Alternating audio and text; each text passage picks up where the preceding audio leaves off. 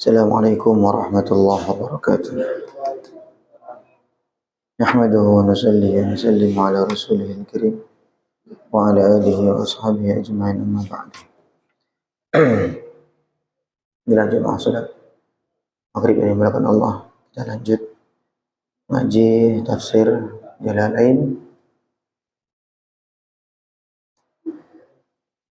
Kita awali buka majelis kita dengan kalimat Fatihah dan guru-guru kita. Ila hadratin Nabi Mustafa Muhammadin sallallahu alaihi wasallam azwaji uladu wa dzurriyyati jami'a ikhwan anbiya wa rasul alaihi wasallam syahida rasulullah. Syekhana sallallahu alaihi wasallam ثم شيخه من رسول الله وصل إلى شيء جاهد اللهم صل على الفاتحة. أعوذ بالله من الشيطان الرجيم. بسم الله الرحمن الرحيم. الحمد لله رب العالمين الرحمن الرحيم إياك نعبد وإياك نستعين اهدنا الصراط المستقيم صراط الذين أنعمت عليهم غير المغضوب عليهم ولا الضالين. Bismillahirrahmanirrahim. Surah Az-Zalzalah. Surah Az-Zalzalah artinya goncangan.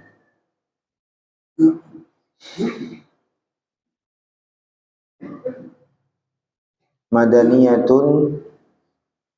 Surah ini surah Madaniyah, berarti turun yang selepas hijrah atau di kota Madinah. Wa ayatuha, dan jumlah ayatnya samanun, ada 8 ayat. Bismillahirrahmanirrahim. Idza zulzilat, ketika digoncangkan al-ardu, bumi. Hurrikat, maksudnya digoncangkan di qiyamis sa'ati, dikarenakan terjadinya kiamat, terjadinya sa'ah, terjadinya hari kehancuran. Zilzalaha, dengan goncangan yang dengan goncangan yang dahsyat. Tahrikaha syadida, maksudnya dengan goncangan yang dahsyat. Al-munasiba li'idhamiha, yang sesuai dengan dahsyatnya hari kiamat tersebut.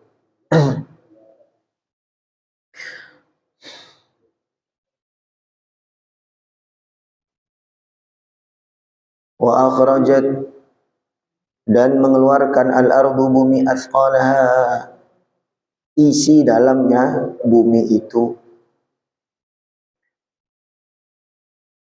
Jadi surah Az-Zalzalah ini surah menceritakan tentang kiamat, tentang terjadinya hancurnya alam semesta.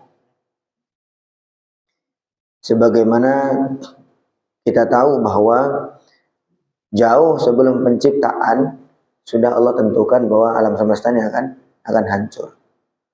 Maka kok alangkah mengherankannya orang yang bersikap seakan-akan dia hidup selama-lamanya di dunia ini. Maksudnya dia cinta betul dengan apapun yang dia kumpulkan, dia usahakan di dunia ini. Sudah tahu padahal itu mau ditinggalin. Nah, tetapi kok dirawat betul, dicintai betul. Semakin dia mencintai, karena sudah ada keputusan bahwa akan berpisah, maka semakin dia akan kecewa kan. Semakin dia mencintai, maka semakin dia akan kecewa. Baginda Nabi Shallallahu Alaihi Wasallam, beliau dikasih nasihat oleh malaikat Jibril, ahbib man syi'ta fa innaka mufariquhu wa'mal ma syi'ta fa innaka majziyun bihi wa ish ma syi'ta fa innaka mayyit. Muhammad, ish ma syi'ta, hiduplah semau kamu, seberapapun panjang kamu pengen hidup. Fa innaka mayyitun, kamu sesungguhnya akan mati. Coba kita merenung coba di dunia ini. Sudah berapa miliar orang yang pernah hidup di dunia ini, sekarang sudah nggak ada. Yang kita dengar kesaktiannya, yang mandraguna segala macam, yang kerajaan-kerajaan dulu itu, mana sekarang? Sekarang mana? Kita dengar cerita kesaktiannya waktu dia hidup. Tetapi bagaimanapun saktinya dia, nggak bisa dia menahan namanya kematian. Kan begitu. Jadi, dan sekarang tinggal giliran kita. Manusia itu dia selamanya segar. Dia akan ada masanya layu, kemudian dia akan mati meninggalkan dunia. Maka surah Zalzalah ini termasuk surah yang menceritakan kiamat, kemudian sekelumit tentang apa yang terjadi selepas kiamat. Ketika nanti digoncangkan dengan goncangan yang dahsyat. Nah, goncangan ini para ulama membahas, apakah goncangan ini goncangan, ada dua macam, ada dua pendapat. Yang pertama mengatakan goncangan ini goncangan setelah peniupan sangkakala yang pertama. Jadi peniupan sangkakala itu dua kali. Pertama, tiupan pertama itu alam semesta hancur, kemudian semua habis, nggak tersisa. Kemudian tiupan sangkakala yang kedua, manusia bangkit lagi dari kuburnya itu. Dalam surah Yasin tuh, wa nufikha fis suri fa idzahum minal ajdathi ila rabbihim yansilun. Wa nufikha fis sur, ditiuplah sangkakala. Setelah ditiup, fa idzahum minal ajdath, kemudian mereka dari tempat tidur mereka, maksudnya dari kubur mereka, ila rabbihim yansilun, bangkit. Jadi tiupan sangkakala itu dua kali. Nah, waktu peniupan sangkakala yang kedua itu goncang juga, yang manusia yang terkubur di dalam bumi itu akhirnya kemudian keluar, mereka bangkit dalam keadaan hidup lagi yang kedua. Begitu. Nah, surah Zalzalah ini, idza zulzilatil ardu zilzalaha, ini ulama berselisih pendapat bahwa goncangan yang dimaksud ini goncangan yang mana? Goncangan yang pertama waktu terjadi kiamat, atau goncangan yang kedua yaitu ketika kebangkitan manusia dari kubur itu. Kalau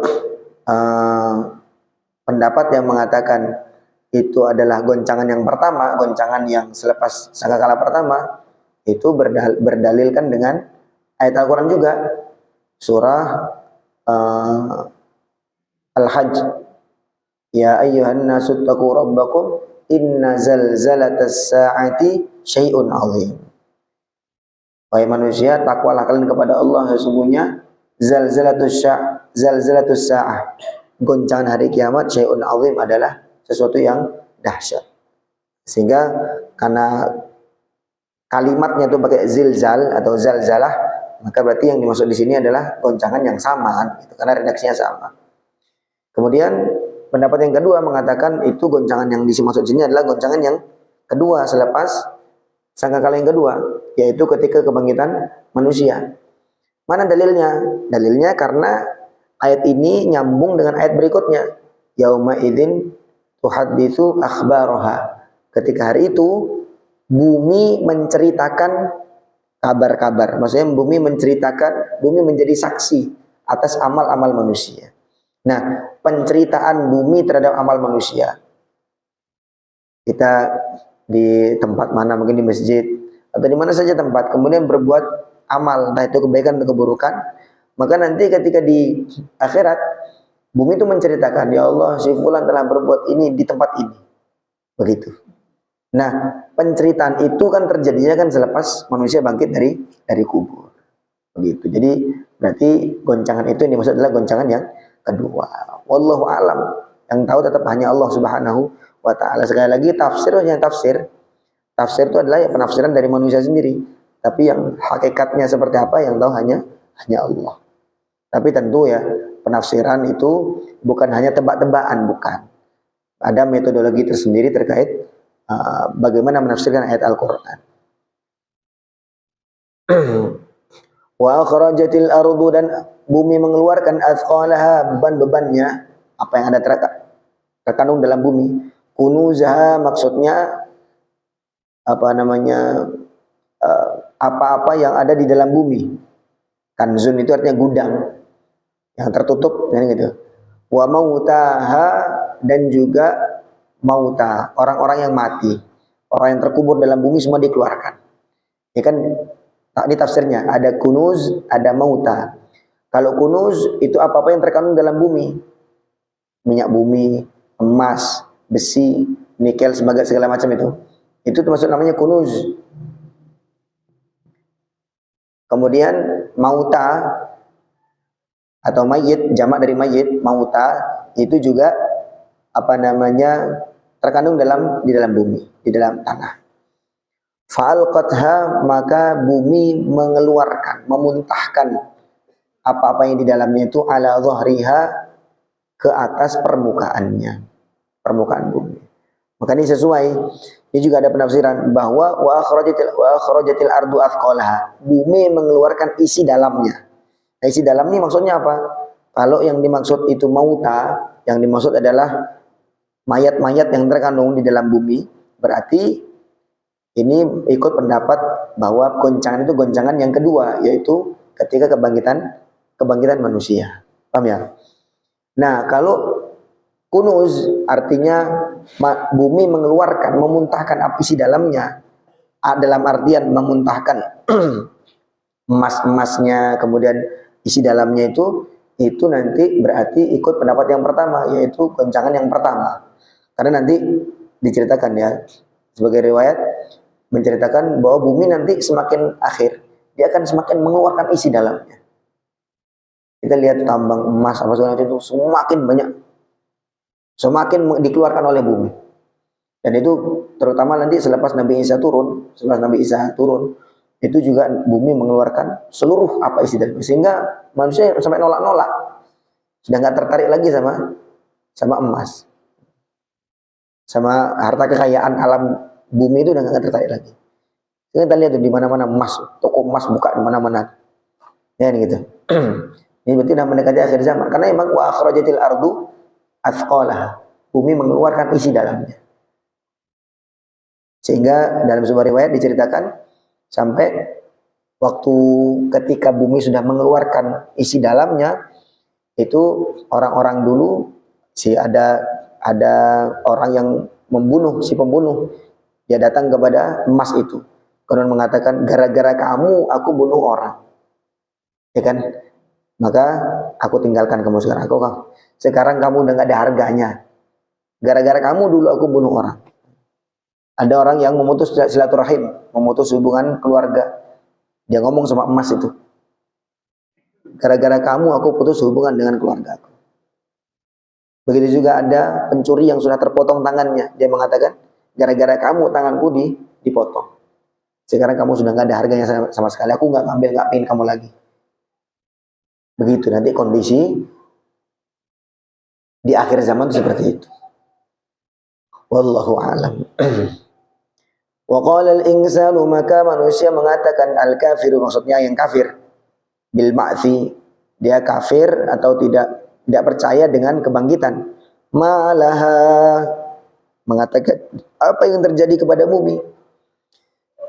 Ingkaron, sebagai ingkar, dia mengingkari litilkal halati, terhadap kejadian yang terjadi itu, kondisi yang terjadi ini. Apa ini kok begini nih? Malaha, kenapa kok bumi seperti ini? Yauma idzin, pada hari itu, badalun min idza, lafaz yauma idzin itu badal dari lafaz idza. Ini pembahasan nahwu. Wa jawabuha, dan jawabnya, tuhadditsu akhbaraha, tuhadditsu, bumi menceritakan, akhbaraha, kabar-kabarnya bumi. Tukhbiru, bumi menceritakan, bima amila alaiha, atau bima umila alaiha, terhadap apa-apa yang dikerjakan di atas bumi, min khairin wa syarrin, berupa kebaikan ataupun keburukan. Nanti bumi menceritakan apapun yang dikerjakan di atas punggungnya. Nah, termasuk kita semua akan menceritakan, bumi akan menceritakan apa-apa yang terjadi di atas permukaannya, di atas punggung.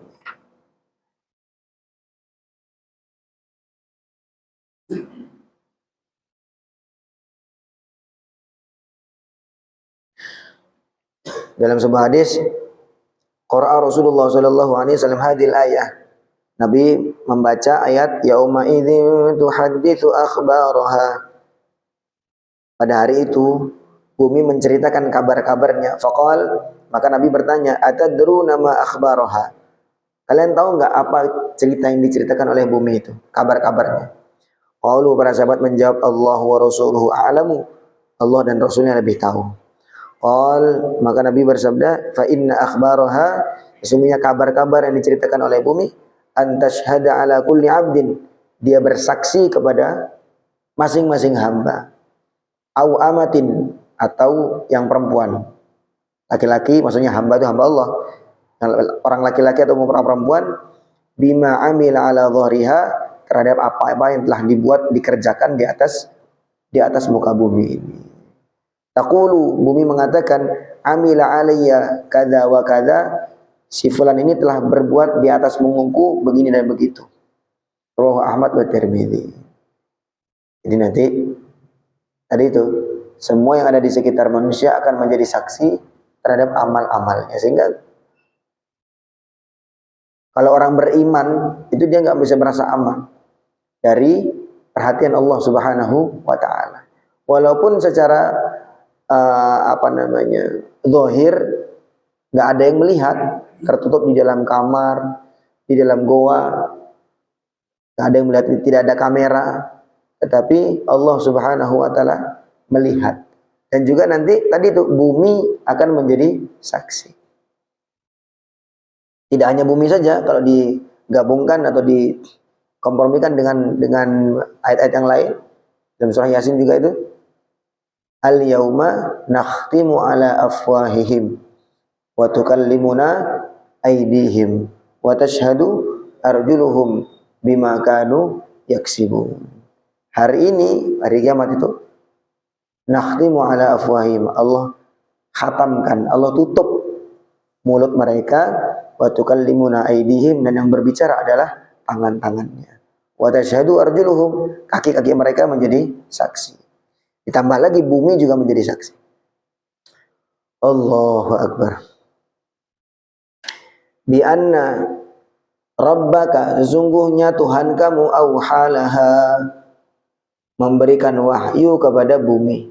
Ai amaraha bidzalika, maksudnya Allah memerintahkan kepada bumi bidzalika, untuk berbicara.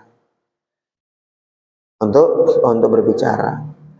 Loh, kok bisa bumi bisa berbicara? Benda mati kok bisa berbicara tuh gimana ceritanya? Lah, manusia ini kan dulunya juga benda mati kan kita. Kita loh asalnya dari mana? Asalnya dari air mani, kemudian dari segumpal darah, segumpal daging. Hasilnya kan mati, itu benda mati. Tapi Allah kasih kemampuan untuk berbicara. Sebagaimana Allah mampu memberi bicara kepada manusia, tentu Allah juga mampu memberikan kemampuan berbicara kepada benda-benda mati, bumi dan sebagainya. Maka bi anna rabbaka auhalaha, Allah memberikan wahyu kepada bumi, maksudnya adzinalah, memberikan izin kepada bumi untuk bicara. Kamu bicara sekarang, ceritakan apa yang mau kamu ceritakan. Fil hadis disebutkan dalam sebuah hadis, tashhadu ala kulli abdin aw amatin. Tashhadu, bumi bersaksi, ala kulli abdin, kepada setiap hamba laki-laki, aw amatin, atau hamba perempuan, bi kulli ma amila ala dhariha, terhadap segala amal yang dikerjakan di atas muka bumi. Yauma idzi yasdurun nasu, pada hari itu manusia keluar, yang sorifuna, mereka keluar atau mereka berpindah, min mauqifil hisabi, dari mauqiful hisab, dari tempat hisab. Waktu itu manusia pindah, manusia keluar waktu itu ashtatan, dalam kondisi berkelompok-kelompok, mutafarriqin, maksudnya mereka berpencar-pencar, misah-misah. Fa'khidun dzatul yamini, maka orang yang mengambil dzatul yamin, bagian kanan, ilal jannati, dia menuju ke surga. Wa akhirun dzashimali, dan yang mengambil bagian kiri, ilan nari, maka dia menuju kepada neraka. Derajatnya masing-masing. Liyurau a'malahum, supaya mereka melihat amal-amal mereka. Ay jazaaha, maksudnya balasan dari amal mereka. Minal jannati awin nar, berupa surga ataupun neraka. Ya Allah. Jadi manusia nanti bangkit dari kubur atau dari tempat hisab, dari mahsyar itu, kemudian mereka berpencar menuju kepada Allah, kemudian supaya untuk melihat balasan dari amal mereka. faman ya'mal mithqala dzarratin khairan yarah. Faman ya'mal, barang siapa yang beramal, mithqala dzarratin, seberat dzarrah. Dzarrah itu apa? Atau debu.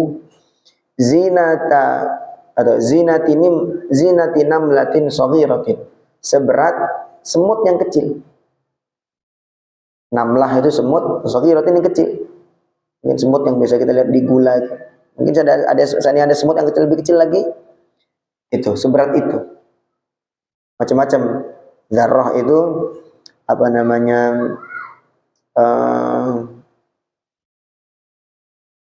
Pendapatnya para ulama tentang dzarrah itu bermacam-macam. Waqala Ibnu Abbas, ini mengatakan idza wada'ta yadaka, ketika kamu letakkan tanganmu di alal ardi, di atas bumi, di atas tanah, wa rafa'taha, dan kamu mengangkatnya, fa kullu wahidatin, maka setiap satu, mimma laziqa minat turabi, yang nempel di tangan kamu, satu butir, setiap satu butir yang nempel di tangan kamu, dzarratun, adalah dzarrah. Jadi kalau kita nempelkan tangan ke tanah, kemudian kita angkat, ada butir-butir yang nempel. Nah, setiap satuan butir itu namanya dzarrah. Gitu? Gitu.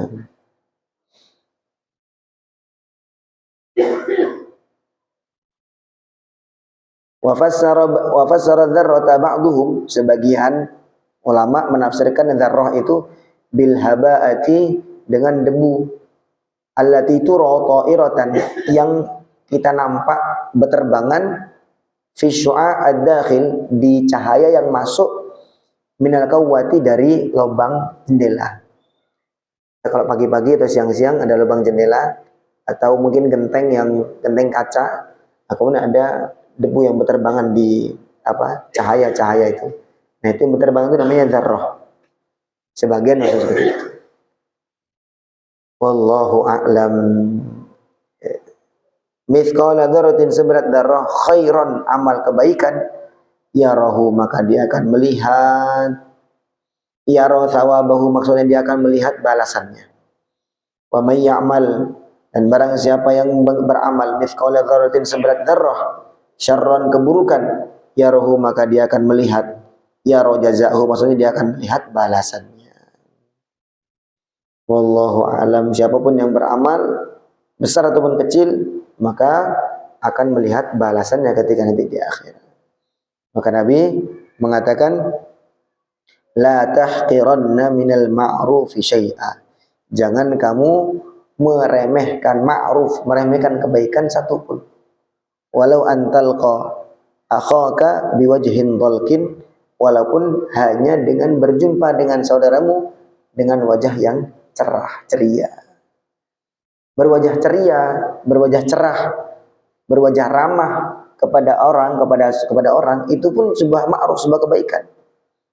Ada orang kadang-kadang dia murung, tapi kemudian gara-gara ada tetangganya atau temannya senyum kepada dia, akhirnya dia suasana hati jadi berubah, dia ikut senyum juga. Itu sebuah ma'ruf. Maka kata Nabi SAW, jangan kamu remehkan satu kebaikan apapun itu, walaupun itu berupa berjumpa dengan saudaramu dengan wajah yang ramah, atau mengambil kotoran satu dari masjid, apapun itu pokoknya. Atau Nabi SAW juga bersabda, ittaqun nara, takutlah kalian kepada api, walau bisyikki tamratin, walaupun dengan sedekah separuh kurma. Kurma satu aja, orang sedekah satu kurmanya udah sedikit sekali, apalagi cuma separuh. Gitu. Tetapi yang namanya memberi, walaupun cuma separuh, walaupun cuma seperempat, itu pun juga kebaikan. Maka jangan sampai meremehkan kebaikan itu. Kalau orang yang beriman tuh dia bukan pilih-pilih, enggak, dia nggak pilih-pilih. Dia pokoknya mau kebaikan tuh yang infak tuh 1 juta, 10 juta, 1 miliar. Nanti dilihat ada orang infak 1.000 rupiah, 2.000 rupiah, wah dia apa ini? Nggak level. Nggak. Justru orang beriman itu dia tidak meremehkan kebaikan apapun walaupun kecil. Walaupun hanya dengan tersenyum kepada saudaranya. Walaupun hanya tidak membunuh kepada hewan-hewan dan seterusnya. Pokoknya kemakrufan apapun semua itu tidak dikerjakan sekemampuan dia.